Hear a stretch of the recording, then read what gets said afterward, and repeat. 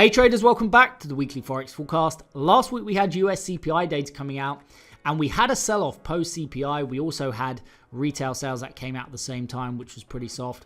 But CPI came out slightly lower than previous. However, it did come out as expected. So there's no real surprise to the market, to the upside or the downside. It was lower than last time, but this was expected going into the release. And so, yes, we got a bit of a sell-off, but we still haven't really found any significant direction in the dollar. You can see we do have 3 defined points now, which allow us to place this channel. And I'm not a huge fan of diagonal trend lines, but when you have 3 very well-defined points, you can add a channel on. And so I would be looking for continued consolidation and ideally a breakout higher. And that would be the opportunity to look for a pullback and a push higher in the dollar into the 107.35. However, going into next week, we're still right at the bottom of the channel and we're kind of, in many ways, you can see narrowing or coiling as we reach the bottom of the channel, but have not yet broken out of the counter trend.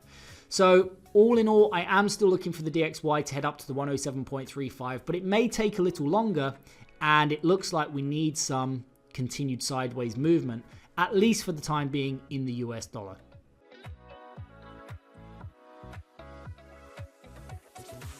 So moving on to the market selection and looking at the individual currencies just in rank order here, we can see the New Zealand dollar is the #1 long idea going into next week. So New Zealand dollar longs are the #1 theme that I'm going to be focused on next week. Just beware, we do have a New Zealand interest rate decision next Wednesday. And so the New Zealand dollar pairs are likely to range or kind of chop around, move sideways into this interest rate decision. And after the interest rate decision, I will be looking for long New Zealand dollar setups. The second currency I like to the long side is the Australian dollar. And of course, this is also going to be a theme I'm going to be looking at in today's video. And having both New Zealand dollar and the Aussie dollar at the top of the performance metrics does show us that we are still in this kind of higher inflationary regime or kind of stagflationary regime. And so that has not yet changed. We're in this kind of stagflationary regime, albeit the Canadian dollar is not quite benefiting from this because of lower oil prices.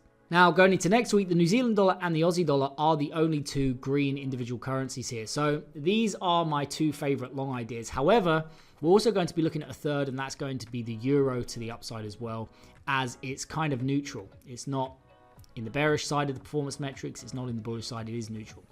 So it's not as good as the Aussie and the New Zealand to the long side, but relatively speaking, you know, we will look at Euro Franc to the upside, EurCad to the upside, Euro Pound to the upside. And also we're going to be looking at versus the New Zealand and the Aussie, again, the Franc, the CAD and the Pound. So New Zealand Franc to the upside, New Zealand CAD to the upside, Pound New Zealand to the downside. Our markets that we're going to be looking at in today's video and are on my watch list for personally trading next week. And Aussie Franc to the upside, Aussie CAD to the upside, and also Pound Aussie to the downside are going to be on my watch list next week, and we're going to look at in today's video. You can also look at the Japanese yen to the short side. The problem is, as has been the case for a while now, the Ministry of Finance intervening in the Japanese yen. If we pull up a currency pair like Aussie yen, for example, you can see after the intervention that we had over here, we're actually making our way almost back to the point of intervention. So there is a risk once again in trading the Japanese yen to the short side, and it's that Ministry of Finance coming out and intervening. So if you are going to short the yen because it is one of the top shorts and it is one of the weakest currencies, you just have to bear in mind that we're reapproaching areas where the Ministry of Finance are going to be looking at potentially intervening, especially if we start to see the rate at which these currency pairs move to the upside against the yen. So for that reason, we're not going to be looking at yen shorts in today's video once again, but just beware, if you are shorting the yen, you have that risk of intervention as we're approaching the previous intervention high. The final thing to note going into next week is both the Aussie and the New Zealand are showing greed over the daily time horizon. And this means that on a rolling daily basis, they have roughly a 70% chance of pausing or reversing, over the next few days. So to begin the week, especially in the New Zealand dollar pairs with the interest rate decision on Wednesday, I would not be surprised to see a short pullback in the Aussie and New Zealand pairs. But after that pullback takes place and subsides, I would be then interested in the long setups that we're going to be looking at in today's video.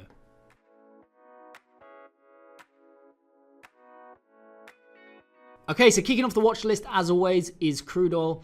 Now, crude oil is actually a good short heading into next week. It's a market that I can be short or I can do nothing. I can't buy crude oil next week.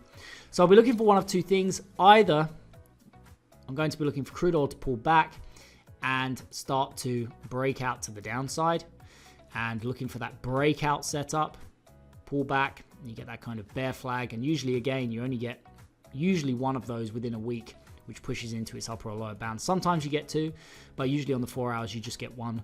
And so I'll be looking for that potential bear flag setup, breakout, bear flag setup, and sell off into the 76.74.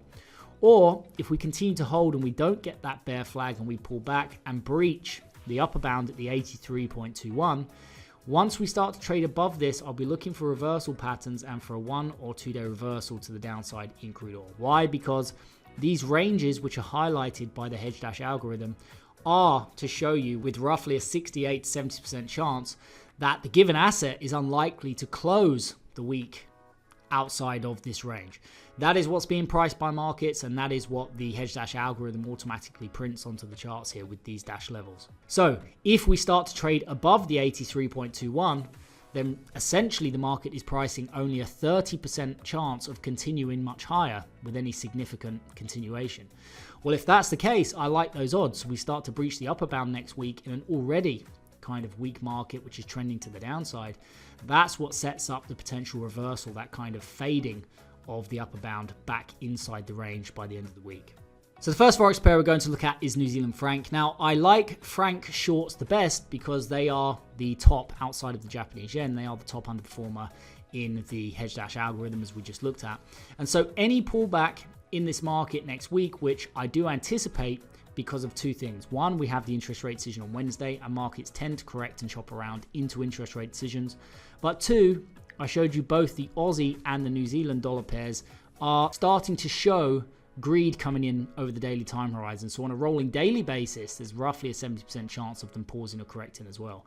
So you put those two things together for the New Zealand pairs, and I do expect a consolidation into Wednesday. And then post Wednesday, I can do one of two things.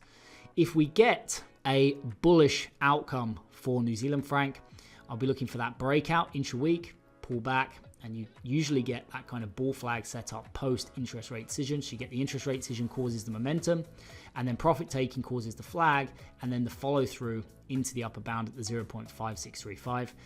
And the second thing I'll be looking at next week, if we just consolidate and then on Wednesday we get a kind of bearish or bearish to neutral response from the New Zealand interest rate decision, any breach of the 0.55187 is going to set up the opportunity to look for reversal. So I will look at potentially fading that after Wednesday. And there is a nice high over here. So if we sell off and we start to fade after the interest rate decision, I'll be looking for that reversal pattern or those reversal patterns for 1 or 2 days reversal back inside the range next week. So I can either buy this market or do nothing. I cannot short this market regardless of the outcome of the interest rate decision next Wednesday. Next is Aussie franc. Now again, I expect a pullback, but we don't have that interest rate decision like we do in New Zealand. So we could start to see this working maybe from Tuesday, even Wednesday onwards. But any pullback in this market, I am going to be looking, and I do expect a pullback for one of two things. Looking for that consolidation, but treating it as an opportunity to look for a bullish breakout.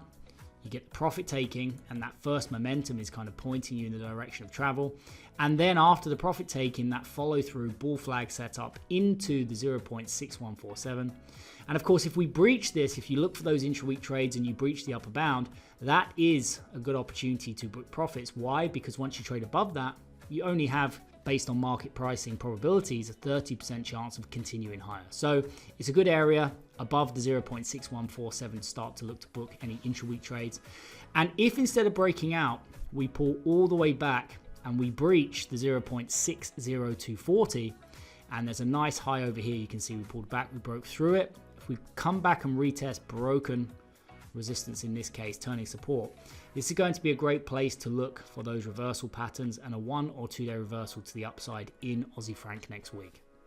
Next is Euro franc. Now another market here with really nice momentum to the upside. You can see this really strong momentum.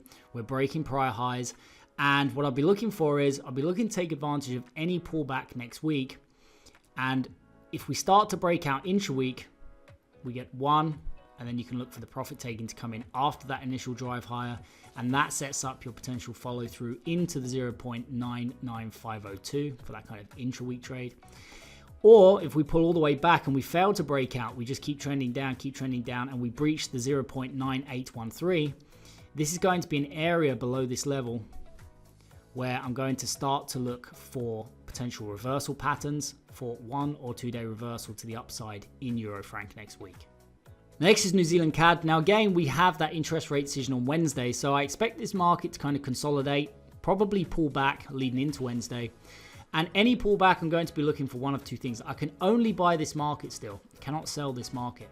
So, and that's regardless of the outcome on Wednesday. Now, maybe if we get an unexpected rate cut, maybe you could question longs and at least, take a little bit longer, maybe wait until later on Wednesday or Thursday to really make sure you're getting, momentum fading below these levels.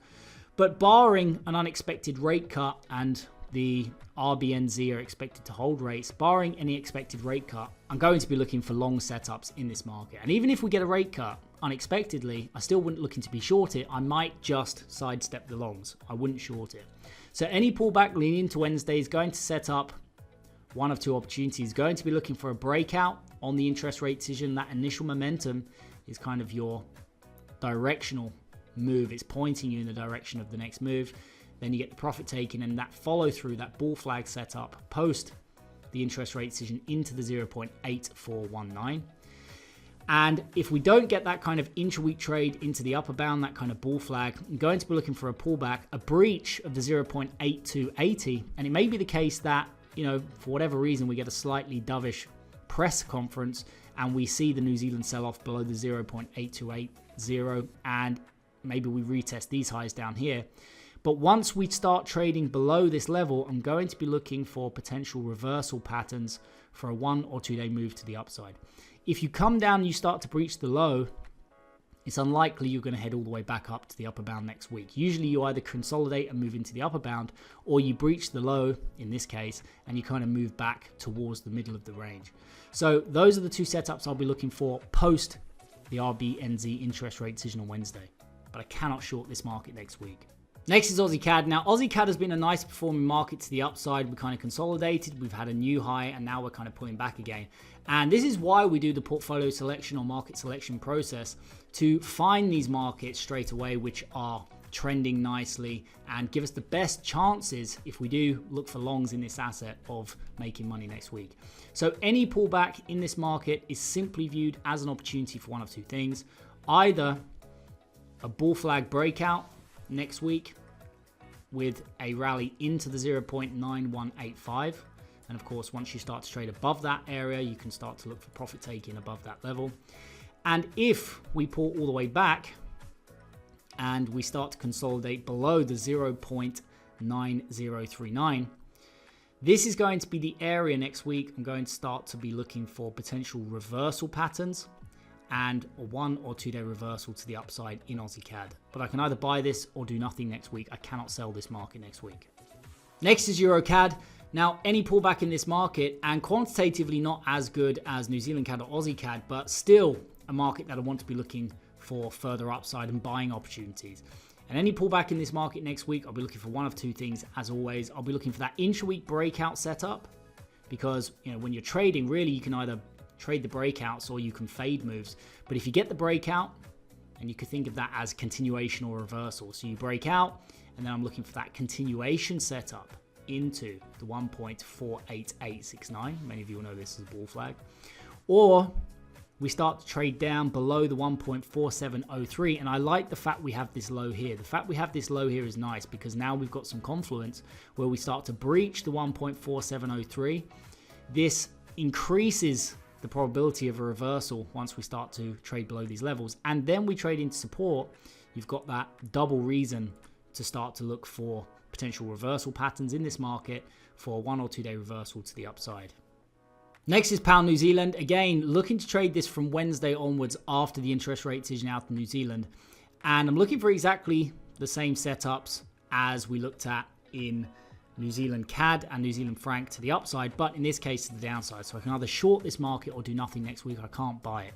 So any pullback, I'm going to be looking for a potential breakout intra-week on the interest rate decision. Look for the initial profit taken and then that follow through bear flag, this time into and below the 2.0537. And if we consolidate and we correct and we push higher and we breach the 2.0878, and again, I like the fact we have a high here and here. This is where we could start to run out of steam at any of these key areas of resistance on the 4-hour chart. We breach that and we start to run into these highs. I will start to look for a potential reversal pattern to fade that interest rate decision coming into Thursday and Friday. Next is Pound Aussie. Now, I have been looking at this for a short to the downside for the last week or so, but it hasn't gone anywhere. It's just kind of moved sideways. So once again, I am looking for one of two things. If we start to pull back and we start to correct, I'm going to be looking for a potential breakout to the downside. Going to be looking for that sell-off, pullback, and then you get that bear flag set up into the lower bound and below it, potentially at the 1.88259. And if we continue to pull back, and actually you can see this is just this turns into a bigger kind of bear flag, and we breach the 1.9128, this is going to be a place next week. I'm going to be looking for reversal patterns for a 1 or 2 day reversal to the downside in Pound Aussie. I can only sell this market next week. I cannot be a buyer of Pound Aussie next week. Next is Euro Pound. Now you can see Euro Pound is actually consolidating, and this is, primarily because you've got the Euro, which is not quite as strong as the Aussie and New Zealand, and the pound is not quite as weak as the franc and the CAD. So we're not seeing that real trending market like we've seen in a number of these other assets, Pound Aussie, Euro, CAD to the upside, even Euro, Swiss franc to the upside, Aussie franc to the upside. All of those markets I like the best, and you can look for intra-week trades, to the upside in Euro Pound. But because it's kind of neutral in a way, I would prefer to actually look for long opportunities from the lower bound. So coming into next week, personally speaking, you could look for a breakout intra-week and then move back into the upper bound. But I would quite like to trade this because of its kind of sideways move. I would like to trade this on a breach of the 0.85166. You can see we've got a low here, and we also have another low down here. We could breach this very easily and test this low. And this would be the opportunity I'd be looking for next week, that reversal for 1 or 2 days back inside the range. So treating this more as a range play next week rather than looking for that intra-week breakout. Those intra-week breakouts, again, you can still look at it, but they tend to work best in the markets which have strong trends and the best performing markets, again, like Pound Aussie to the downside, Aussie franc to the upside, etc. Next is Euro Dollar. Now we cover Euro Dollar every week because of popular demand. People like Euro Dollar, and I get asked a lot to do it. When I don't do it, people ask me to do it. So we cover it every single week, but going into next week, it's not one of the best kind of trending opportunities because both the dollar and the euro are very evenly matched in the performance metrics. So actually there's a good chance that there is no significant directional move next week, and therefore it holds its range, and it really sets up the ability to play euro dollar either way next week. So if we pull back and we start to breach the lower bound, and on balance I actually prefer euro dollar slightly to the upside, even if it's just for a week. Overall I do think we're probably going to see the dollar breaking higher, but next week we could see it come down a bit first. So any pullback, and especially if we breach the 1.07864, I will be looking for a potential reversal. We could test this low, breach it, and then we get those reversal patterns and 1 or 2 day move to the upside. Or if we pull back, we start to move into the upper bound and we take out this high, I would also be prepared to look for a 1 or 2 day reversal to the downside in euro dollar next week. Because again, either way, if we breach the upper or lower bound, there's a good chance that we kind of hold this range next week based on the fact both of these currencies are fairly evenly matched. And a couple more range trading opportunities you could look at next week are Aussie dollar to the upside and US dollar franc to the downside, based on the strength of the Aussie and the weakness of the Swiss franc, and the US dollar kind of being neutral. It's bearish to neutral, but it's kind of neutral next week. So any pullback in Aussie dollar, I would have a bias to the upside. And if we breach the 0.6615, especially if we breach this and we start testing this low, this is going to be an area I'm going to be looking for reversal patterns for a 1 or 2 day reversal to the upside in Aussie dollar next week. And the reverse of that would be US dollar Swiss franc to the upside. So any pullback in this market next week, if we do breach the 0.90127, especially if we take out this low, I would be looking for a reversal pattern for 1 or 2 day reversal to the upside in this asset. I prefer Aussie dollar to the upside because the Aussie is strong and the US dollar is bearish to neutral, whereas this is a currency pair with a bearish to neutral dollar and a more bearish Swiss franc. So the Aussie dollar buying opportunity from the lower bound is actually better in my opinion than the US dollar Swiss franc one. But either of these set up a potential opportunity to fade moves in the US dollar pairs next week.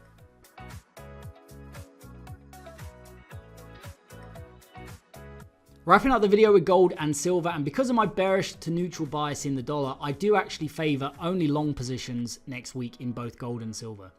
So any pullback in gold, I am going to be looking, we've got nice momentum, I am going to be looking for a potential breakout intra-week. You can look for those intra-week breakouts, the pullback with the initial profit taking, and then that bull flag follow through into the 2467. Or if we continue to pull back and we breach the 2367.65 and we start to trade below this, and here's a 4-hour low here, we test this, I will be looking for a potential reversal pattern in gold next week for a 1 or 2 day reversal back inside the range. And last but not least, we have silver. Now, silver is the #1 ranked commodity in the Hedge Dash algorithm, and this has been something that the Hedge Dash algorithm has been saying, look, you should be a buyer or do nothing of silver for quite a while now in the bullish side of the performance metrics. But something to highlight going into next week, we are seeing extreme greed coming into silver.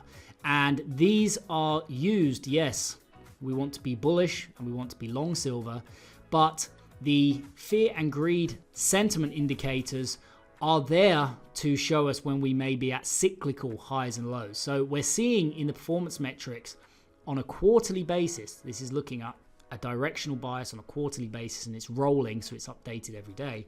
But it's basically saying we should be expecting the silver market to be doing this. Okay, so we want to be buyers overall. However, on that journey, it's going to be doing this. And those cyclical highs and lows are what are shown in the sentiment indicator in the Hedge Dash algorithm. So it's essentially telling us, yes, the direction of travel is to the upside. We really want to be a buyer, but at the moment, we're probably here. And so we should expect a correction and consolidation first. Dropping down to the 4 hours, I can only be a buyer of this market. I cannot be a seller. We do have a nice prior high over here, and I would not be surprised to see silver stair-stepping, so breaching this high with momentum coming back and retesting this. So any pullback in silver next week, I'm going to be looking for a breakout to the upside, and you can look for another kind of bull flag setup and follow through into the 33 handle. Or what I'd preferably like is, because we are seeing extreme greed come into this, I think we're probably due a bigger correction. If we pull all the way back and we retest this high and we breach the 30.34, this is the area I would be looking for a reversal pattern for a 1 or 2 day bounce to the upside in silver. But I can either buy this market or do nothing. I cannot sell silver next week. So that is it from me for today, guys. As always, I hope you enjoyed today's video, and if you did, why not consider joining us in the GMT training room each day, where I look at the best markets as well as sharing real-time setups that I'm personally looking at trading with members as part of our GMT training program. Don't forget, you can also get a 2-week free trial to the cutting-edge Hedge Dash trading app used in today's video by heading over to www.hedgedash.com.